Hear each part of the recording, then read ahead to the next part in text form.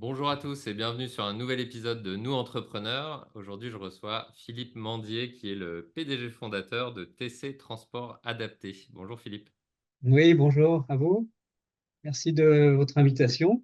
Avec Je suis plaisir. très heureux de Alors, partager ce moment avec vous. Ouais. avec grand plaisir. Est-ce que Philippe, vous pouvez vous présenter et notamment vous présenter le parcours jusqu'à la création dans un premier temps de Ouais. TC Transport Adapté? Alors, TC Transport Adapté, c'est une entreprise adaptée avant tout. C'est très important, donc qui accueille 60% de travailleurs handicapés dans l'entreprise. Et nous réalisons des transports de personnes à mobilité réduite avec des salariés reconnus travailleurs handicapés. Et c'est notre seule activité. Donc, au niveau français, on est la première entreprise à avoir uniquement cette activité-là, en mono-activité, transporteur donc de l'économie sociale et solidaire. Voilà, très important. Très bien. Vous êtes ESUS, c'est ça le statut de l'entreprise ou non? Alors, au départ, c'était une SAS. J'ai Ouais, commencé tout seul, moi, dans l'entreprise. Mais effectivement, l'entreprise adaptée est un agrément, un dossier avec des objectifs qu'on obtient avec le préfet de région. d'accord. Voilà, donc on a des objectifs chaque année d'accompagnement socio-professionnel et de sortie positive des emplois de travailleurs handicapés. D'accord, très bien. Alors, on reviendra sur l'activité de Oui, bien l'entreprise, sûr. mais ce qui m'intéresse aussi, du coup, c'est votre parcours. Encore une fois, qu'est-ce qui vous a amené à créer l'entreprise? Comment est-ce que vous êtes tombé dans l'entrepreneuriat et notamment Voilà, ouais, celui-là? alors je suis pas tombé tout petit dedans, comme certains. J'ai fait, donc ça va faire 40 ans que je travaille, mais il y a 30 ans, pendant 30 ans, j'ai été salarié. J'ai commencé à des postes responsable marketing, directeur commercial, directeur de développement, toujours dans le transport. Transport marchandises au tout début, et puis ensuite chez Keolis, et puis Car Philibert, etc. Et puis dans d'autres sociétés que j'ai vues fonctionner, dont certaines qui n'existent plus et qui n'avaient pas du tout les mêmes valeurs vis-à-vis de leurs clients. C'est les clients, les donneurs d'ordre, les conseils départementaux, les établissements, et ni même leurs salariés étaient juste là pour faire de l'argent. Et moi, quand j'ai vu ça, je voulais absolument pas reproduire le schéma. Et les deux premiers salariés que j'ai eus étaient eux-mêmes des personnes RQTH. Et on a commencé avec deux salariés. Enfin, j'étais tout seul au début, puis deux, puis trois. Et la progression s'est fait assez rapidement au fil des années. Donc, il y a eu un déclic spécial parce que j'imagine que la frustration, elle s'est accumulée peut-être au fur et à mesure, mais il y a peut-être eu un moment de déclic. Oui, alors on a commencé sur le secteur de Saint-Genis-Laval, Mornan, le pays mornantais, en transport à la demande. Et puis le premier déclic, ça a été la première rentrée scolaire où on a eu les premiers marchés de transport scolaire de- d'enfants handicapés, enfants et adultes et étudiants handicapés dans la Drôme. Donc là, on travaillait sur Nyons et sur Die. Et puis ensuite, on a eu les premiers contrats avec les établissements.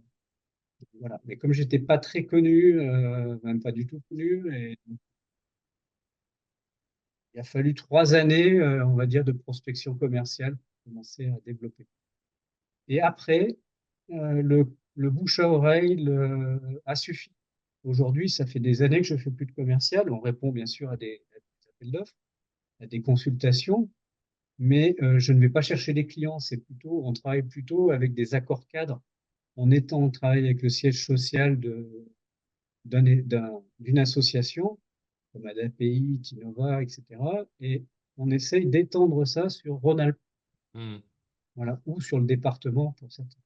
Donc voilà, on travaille de cette manière-là aujourd'hui. D'accord. Et donc, un peu plus en détail, donc qu'est-ce que propose l'entreprise? On a compris donc du transport, notamment pour les personnes à mobilité réduite, mais est-ce que les usagers sont les clients? À qui est-ce que vous vous adressez? Vous parliez d'appel d'offres. Donc, qui sont les clients? Qui fait appel à vous? Qui Ouais, vient oui. vous voir en fait? Voilà. En fait, on a deux activités et deux types de clients, mais les usagers ne sont pas nos clients payeurs directs. Ok. On a à peu près 2 tiers de notre activité, pour faire simple, qui sont avec les établissements médico-sociaux, Mhm. qui eux sont conventionnés avec l'ARS, l'État, etc. Donc, ce sont des accueils de jour, des maisons d'accueil spécialisées, des IME, des IM, qui accueillent les enfants et les adultes handicapés ou polyhandicapés le matin, et on les emmène le matin et on les reprend le soir, après leur journée, leur activité, leur éducation, leurs soins. Voilà. Ça, c'est important. Donc là, on les transporte aussi bien avec des véhicules de 9 places ou des véhicules aménagés jusqu'à 5 places fauteuil. Ok. La deuxième activité, c'est du transport qu'on appelle scolaire et handicapé, enfin, scolaire handicapé avec les conseils départementaux. Donc, on travaille avec la Drôme, l'Isère, le Rhône, l'Ardèche. Et donc, on est implanté sur dans plusieurs agences, pardon, Valence, Grenoble, etc., en Rhône-Alpes. Donc, nous, aujourd'hui, nous sommes 200 salariés et je me suis associé avec un autre, euh, un autre transporteur spécialisé qui est une SCOP qui s'appelle Titi Fleury. Et tous les deux, sur Rhône-Alpes, on représente pas loin de 500 personnes. D'accord. Euh, Nous-mêmes, c'est à peu près 6 millions de chiffres d'affaires et à peu près 7-8 pour le groupement SCOP Titi Fleury et TC Transport Adapté. D'accord. Et alors, sur les 10 dernières années, donc de 200 salariés, c'est une belle histoire, une belle progression. J'imagine que le rôle d'entrepreneur de la création à 2-3 personnes et maintenant à 200 n'est pas tout à fait le même. Est-ce que vous pouvez nous en dire plus? Ah oui, ça c'est sûr que c'est pas du tout le même. Les 4-5 premières années, effectivement, je m'appuyais sur mes compétences, mon expérience de développeur, de mise en place.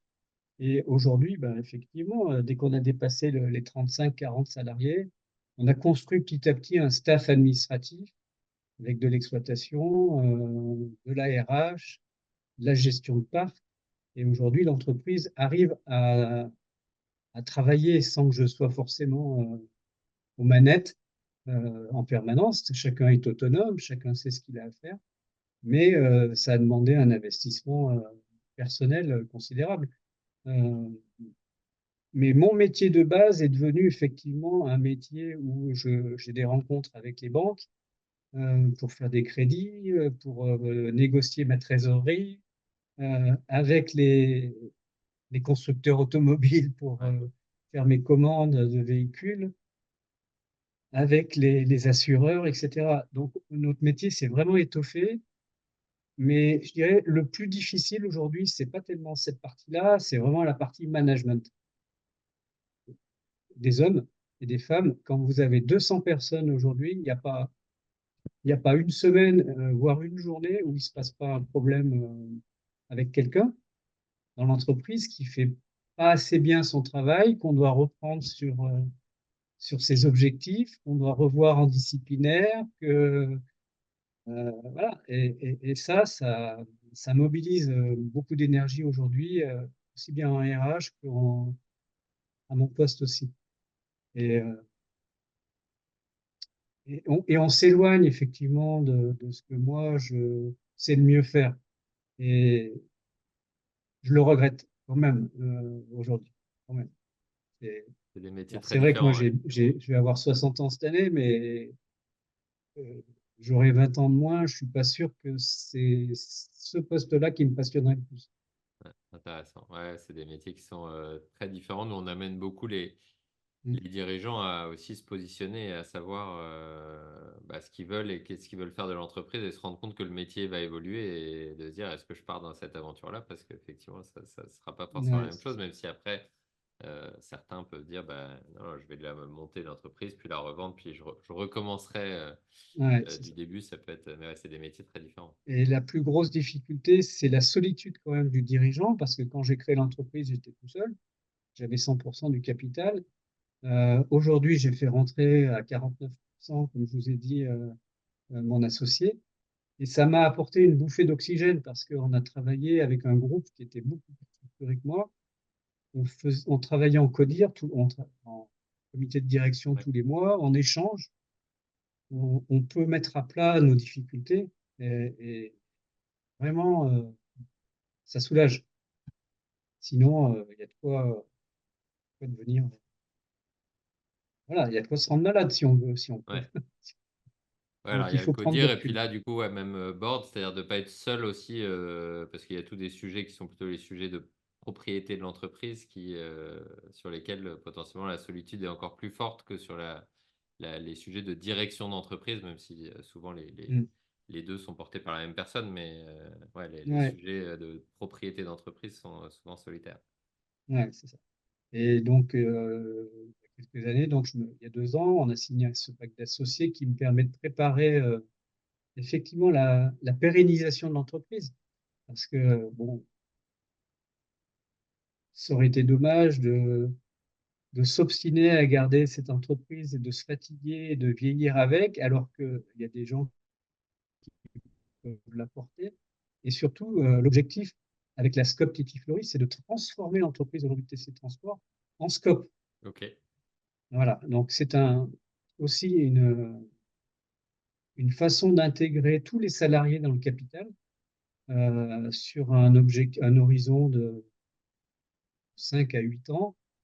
Ils vont prendre des parts dans le capital de l'entreprise. On va avoir une façon de gérer qui sera complètement différente. Donc là, une scope entreprise adaptée dans le transport PMR en France, eh bien, ça lui donne une vraie raison de se différencier.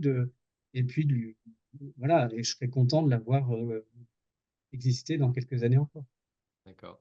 Très, très bien. même Et si je donc, suis plus là. effectivement, on connaît assez mal quand on n'est pas dans le milieu de l'ESS ou le format scope, hein. Donc, c'est bien une SAS ou une SARL qui est détenue d'une certaine façon par ses salariés, entre autres. Mais Voilà, c'est bien une entreprise dans son fonctionnement comme les autres. C'est le système actionnarial qui est bien spécifique et ça entraîne derrière des sujets de répartition de valeur, etc. Ou en tout cas, voilà. Et puis c'est la ce qui va avec. répartition effectivement de valeur et de résultats quand il y en a est obligatoire à hauteur d'un tiers quand même pour les salariés et les personnes qui ont investi dans le capital. Ce qui n'est pas du tout le cas, pour retrouver, même s'il y a des plans de reversement de dividendes ou de résultats dans une SAS classique. Là, il y a une vraie obligation et les valeurs de l'entreprise sont partagées au niveau de tous les salariés, les conducteurs, et ça leur donne une vraie motivation supplémentaire. Ouais, très bien. Et alors, qu'est-ce qui a été vous parliez du fait que l'entreprise fonctionne sans vous et puisse fonctionner, y compris après votre départ sans vous. Qu'est-ce qui a été potentiellement le plus difficile pour arriver à cette étape d'une entreprise qui fonctionne sans son fondateur? Ben, ça a été déjà de recruter et de trouver les bons responsables de service et ensuite de trouver quasiment 2 ou 3 fois par an, pendant quelques années, il fallait qu'on se repose la question de la structure, de combien, où on mettait les moyens, où est-ce qu'on recrutait des nouvelles personnes, parce qu'aujourd'hui, dans les services exploitation, ils sont 4, au parc, ils sont 3, à la RH, ils sont 3,5. Elles ont commencé, il y en avait une demi par-ci, une par-là. Donc, la réorganisation, elle est constante. On est sans arrêt en train de se reposer des questions. Toi, ton objectif cette année, c'est ça. Euh, et puis, on se dit, mais qu'est-ce qui te manque pour réussir?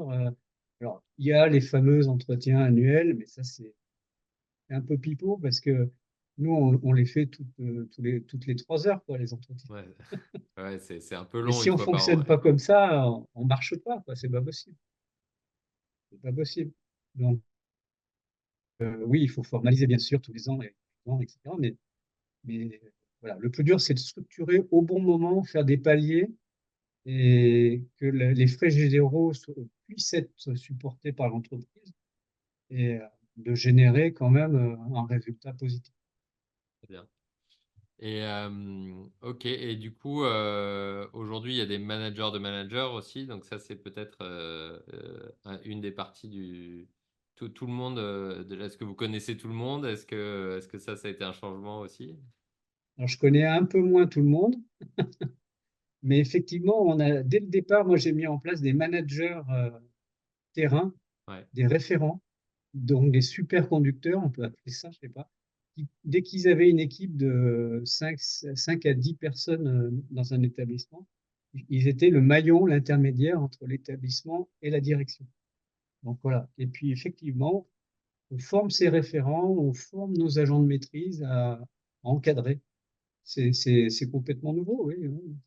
C'est 2, 3 ans qu'on est obligé de faire ça. ouais. Ok. Et quel est peut-être un apprentissage ou alors une surprise au choix entre ce à quoi vous vous attendiez avant d'entreprendre et la réalité des plus de 10 dernières années?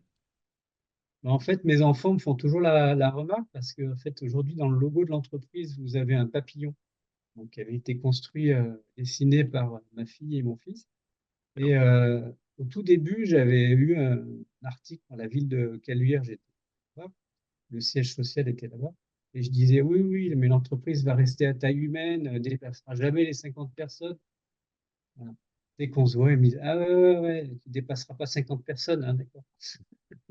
Donc ça a été ma surprise parce qu'en fait, le développement est allé beaucoup plus vite que ce que je pensais. On a été pas victime, mais on a organisé le développement avec tout ce qui nous arrivait de l'extérieur, de positif, hein, et on a effectivement une image de marque qui est plutôt très appréciée aujourd'hui. Très Voilà. bien. En dehors, parce que faire du transport, mettre des véhicules et des conducteurs, tout le monde le fait, c'est ce que je dis tout le monde, toujours à mes conducteurs et à mes référents. Mais après, si vous le faites, mais que derrière, vous partez en retard, vous arrivez, vous faites mal le truc, vous sanglez mal le fauteuil dans le véhicule, la différence, elle se fera dans le service que vous allez apporter à la personne. Voilà. Donc, si on n'est pas bon là, on ne sera pas bon. Hmm. On ne sera pas retenu et on va perdre des points. Très bien. Alors déjà partir avec une idée d'une entreprise à taille humaine à 50, pour les personnes que j'ai eues au micro, il y en a pas mal pour qui une entreprise à taille humaine, c'est 10. Donc il y avait déjà un germe, un germe intéressant dans le point de référence. Est-ce qu'il y a on arrive déjà vers la fin de l'interview, c'est un format assez court. Est-ce qu'il y a une question qu'on n'a pas abordée, un sujet sur lequel vous avez envie de vous exprimer? Bah, je dirais que oui, autour du handicap, je pense que, enfin, moi, je suis baigné dedans, dans tout l'environnement de l'entreprise adaptée, mais le message, j'ai 120 personnes aujourd'hui RQTH dans l'entreprise, dont moi qui ai une reconnaissance travailleur handicapé. Euh, il ne faut pas que les entreprises freinent au moment de l'embauche d'un salarié RQTH. Au contraire, il faut qu'elles dépassent ce seuil des 6%, qu'elles ne se focalisent pas, qu'elles donnent la chance à tout le monde, même avec un déficient intellectuel, une personne sourde, ou on en a dans l'entreprise. Donc, ou malentendante, on arrive à les faire conduire. Donc, tous les postes sont ouverts. Donc, voilà, je dirais, ouvrez-vous au monde du handicap et vous verrez que ça apporte des éléments très, très positifs en interne. Les vraies valeurs de cette entreprise, c'est de pouvoir, effectivement, mon vrai bonheur, c'est de pouvoir euh, mettre en insertion professionnelle des gens qui ne travaillaient plus depuis 2, 3 ans, donc, et qui n'auraient pas trouvé de poste de travail. Donc, on les choisit pour leur personnalité et ensuite on les forme au métier, mais pas l'inverse. Voilà. C'est c'est ça.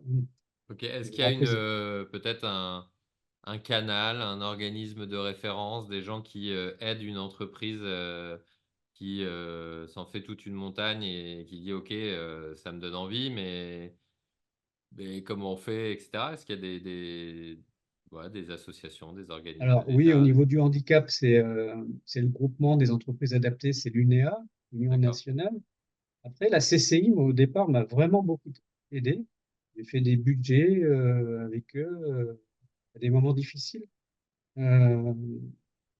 Donc oui, il faut se rapprocher des organismes officiels, chambres Ouais, de commerce, et des personnes comme vous qui pouvez aider les entreprises avec du recul. Voilà, c'est très important. très bien. S'ouvrir aux autres, parler à Ouais, ses pairs, ouais, parler ouais. aux organismes, aux associations. Ouais, et puis transmettre. Moi, après, si je vais bientôt arrêter mon activité dans les 2 ans qui viennent, mais moi, si je devais faire encore quelques piges, ça serait plutôt au niveau, effectivement, de donner des conseils, un peu d'accompagnement, des choses comme ça. Et partager, voilà, Ouais. partager. Parce que, voilà, quand on a 40, 45 ans d'expérience, c'est toujours intéressant de transmettre. Ouais. Bah, c'est ce qu'on essaye de faire un peu effectivement Bah oui, avec voilà, cette c'est bien. série en donnant la parole à différents entrepreneurs qui ont tous Mm, des histoires passionnantes à nous raconter. Merci beaucoup Philippe d'avoir partagé votre histoire, d'avoir fait découvrir l'activité, d'avoir aussi sensibilisé les entrepreneurs à s'ouvrir, à avoir des personnes à mobilité réduite. Il y avait une phrase que je vais peut-être l'écorcher, mais on a tous des handicaps, certains plus importants que d'autres. Je ne sais plus où j'ai entendu ça récemment. Et donc, voilà, être conscient de ça et mm, s'ouvrir à la c'est diversité. sûr. Donc, merci pour ce partage. Bah, merci Benjamin, et puis au plaisir. Avec grand plaisir. Merci Philippe. Et à bientôt à Bonne tous sur un journée. nouvel épisode de Nous Entrepreneurs.